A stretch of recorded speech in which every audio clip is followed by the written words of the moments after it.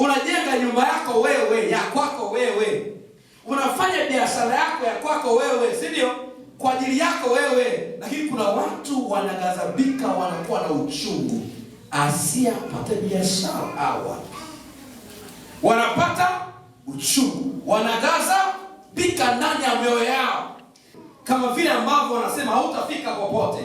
Hata hiyo biashara itakufa, hata hiyo mwanaume atakukimbia, hawezi kupata mtoto. Wanakusiaki, wameona kuna kitu nafanya, wameona kuna sehemu naenda, wanakaza kuita mnyonge wewe chochote.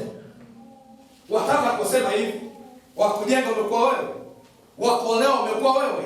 Sasa sikia maneno, ni watu ambao wanaghadhabika, wana uchungu. Sasa wanaanza kukuziaki. Wakati ninapambana kuhusiana na kufungua redio, watu wengi hawakunielewa hata kidogo. Wakaanza kulisema vibaya sana. Uwezi, ndio gharama kubwa, pesa natoa wapi? Hata mfadhiliana hawezi, anapoteza muda. Wale sana anapoteza muda. Lakini mimi sikuangalia watu wanasemaje, ni mtazama Mungu amenipa maono gani, nikasimamia maono ya Mungu. Leo mnasikia redio, umeelewa? Watu wanamleo hawakosekana, wanasema hivyo pia wanaloga. Anasema lakini anaenda kuloga. Mwingine anakwenda kwa mganga, mwingine ndio mchawi mwenyewe, afiki popote, anajua anachotaka kufanya.